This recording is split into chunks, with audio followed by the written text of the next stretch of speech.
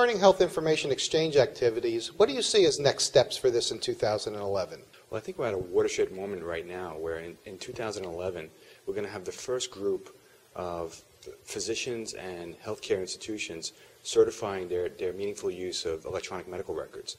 This is a foundational moment for us.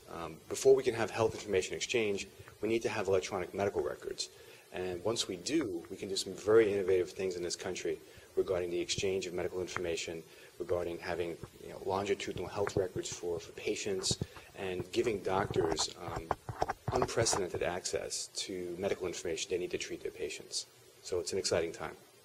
How are the stakeholders dealing with the balance between the needs for privacy and security in healthcare identity and the innovation and progress goals being set for the exchange of healthcare information? In a cyber world, the threats are a lot larger. And so the need for privacy and security earlier in this process is definitely needed. But the challenge again is that we're at a point, a very embryonic point in healthcare where we're just starting to get our doctors and healthcare community using electronic systems and electronic medical records. We don't want to have a situation where we set the bar too high with privacy and security concerns and we meter back the progress that we've made.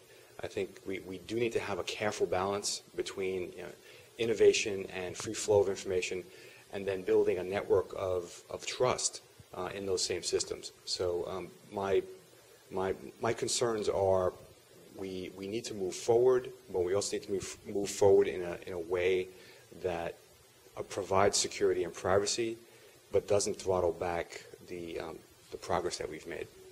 Aside from EMRs, what other technology do you see having an impact on electronic health records?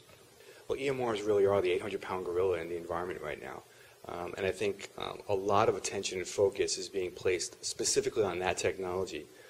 But in terms of the future of electronic medical records and data exchange, I think we're going to see technologies like encryption, biometric, two-factor authentication coming to the forefront as ways of actually enhancing security and privacy within the healthcare environment.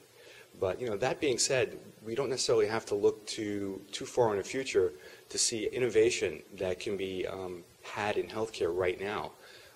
When you look around at people's home environments, everyone has broadband access and high-speed internet.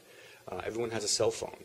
And these are technologies that actually can be used very effectively now to enhance security and privacy. I particularly like the concept of smartphones being part of the healthcare security environment. A patient with a phone in their hand with the right software, the right chips, the right types of encryption, could actually use it as a way of consenting to access to their medical records. They could use their smartphones as a way of keeping track of access to their records.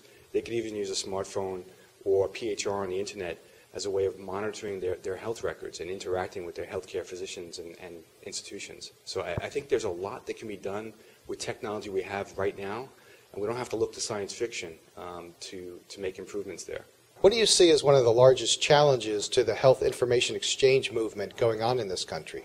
And the challenge is trying to link the records at each of these discrete organizations so that you have the right patient being linked together across this broad network. Initially, it's going to be local and regional networks, and then statewide networks, and eventually a national network. And to do this properly, you have to have high assurance of the identity of the patients.